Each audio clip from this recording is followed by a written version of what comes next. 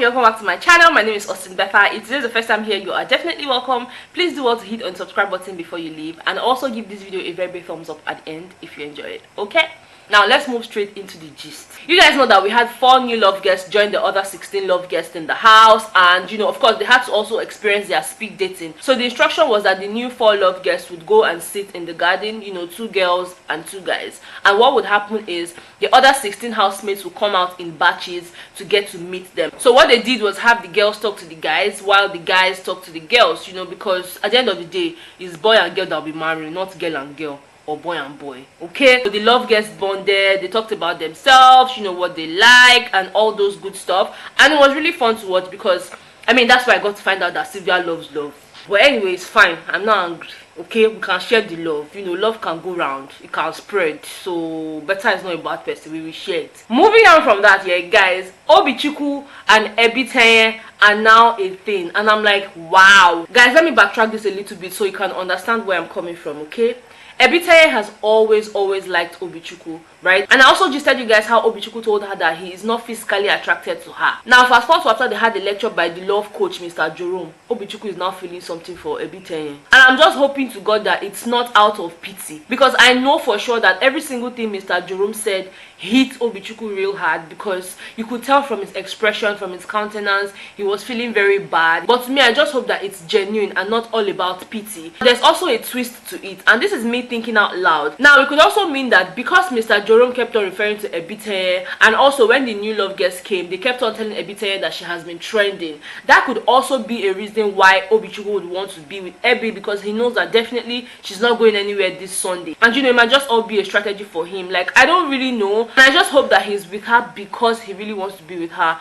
not necessarily because of the game and all that. But we can't really say. I don't know, but what I know for now is that Ebitienye is happy, and she's making a lot of conscious effort to look good. Now let's talk about David and Presh. I don't understand what is going on. Can somebody explain it to me? Because last I checked, David was with Rosie. What is all these things with Presh? Guys, let me just backtrack it a little bit for you people, okay? Like we all know, David and Rosie are a thing in the house, right? Now Presh comes in, she's one of the new love guests, and we're suddenly seeing David and Presh everywhere. And the thing is, the kind of conversation they're having is deep. Like, it's not a conversation that people who just met should be having. It's a conversation that people who have known themselves before and have probably even been in a relationship before would be having. Now let me explain what I mean to you guys, okay? Presh had already told one of the other love guests that she knows David from outside the house.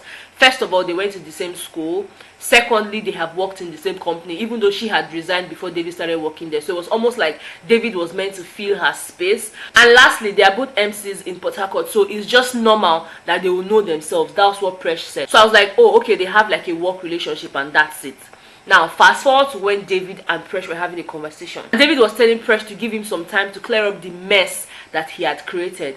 And Presh was like, wait, I don't understand, just 5 days in the house? And to me, I was like, do you mean 5 days in the house and it's already with Rosie? Is that to say that you guys had a relationship outside the house? And the reason I would think this way is because Presh made a statement. She was like, David, what if the reverse was the case? What if I was the one that got into the house before you, and then you came into the house 5 days after to see that I was already in the arms of another guy? How would you feel? And David was like, he would feel bad. And to me, I was like, if you guys were already a thing outside the house, why don't you guys just state it rather than doing all this backyard conversation? Like, I don't understand it. And to me, it's almost like nobody is even honest in that house, because David, now I was thinking that, oh, the guy was really into Rosie, but look at how Presh came and exposed everything, And Uche, on the other hand, also wanted to have a very serious conversation with Presh, but David would not leave Presh alone.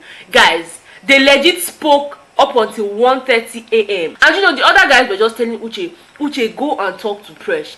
Go and talk to Presh. In fact, Sachi was not the advisor in chief. He was telling Uche to go and have a conversation because that's how he lost Rosie to David in the first place. And that he would not like a situation where this same David that he lost Rosie to will now leave that Rosie and go and meet Presh. But then Uche was like, he can't do that because to him that's rude, having to go and spoil two people's conversation. And to me, I'm like, what is all this drama about? At this point, I don't even trust anybody again. Anyways, moving on from that, let's talk briefly about Chris. You guys know that Chris has always had a thing for Obichukwu, and Obichukwu obviously doesn't like her, and I'm thinking it's because of the age thing, right?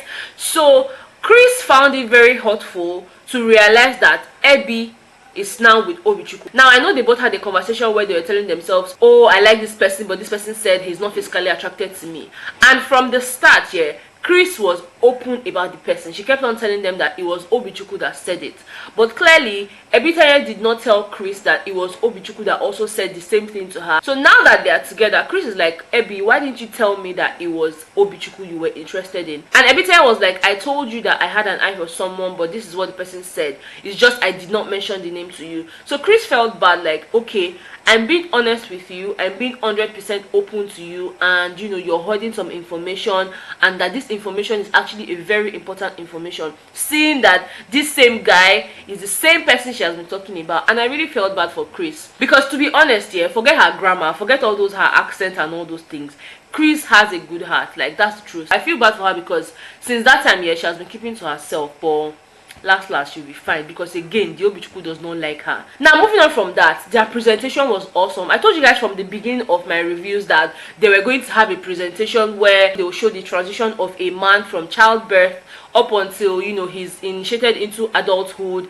and then his marriage and burial, you know. So it was really exciting to see that they put in a lot of work into that presentation, and guys, they did a fantastic job. Obviously this presentation is going to determine their wager for next week. They had the Yoruba culture showcasing the naming ceremony, they had the Igbo culture showcasing how the man is now initiated into adulthood, they had the Hausa culture showcasing his marriage ceremony, and they had Urobo showcasing burial. You know, it was just really diverse, and they did so well. Although we don't know their stand yet, Auntie has not said anything, so we'll just wait for that. And I also mentioned to you guys in one of my videos that they had to pick 3 of their favorite love guests, you know, and you know, there will be a big reveal on Sunday, which is today actually, because you guys will be watching this on Sunday morning. Okay, anyways, they actually did that. They didn't let us see the name, so we'll just have to wait for the big reveal, because Auntie is actually going to make that reveal today being Sunday. I'm definitely going to bring that gist to you guys. Okay, and another thing I noticed is these people did not have party. There was no party. Oh, me, I was even thinking, oh, Saturday they're probably going to have party, you know, like the Big Brother Naija show. I don't know why I keep comparing it to the Big Brother Naija show, but I just felt like, okay, there should be some kind of party. But it just dawned on me that these people are here for serious business. You know, there's no time for party. There's no time to be shaking your shop and down when they are looking for husband. You know, they have to be doing wifely things and, you know, husband duties, and not shaking nash like people that are looking for boyfriend and girlfriend. So to me, that explains why there's no party. But anyways, any other thing that happens, I'll let you guys know. Tell me what you think about the happenings in the house if you're following the show. Let's know if we're on the same page. Tell me if you disagree with any of the things I've said, or if you agree. Let's just have a conversation in the comment section, okay? Thank you so much for watching this video, and I'll see you guys in my next one. Bye guys.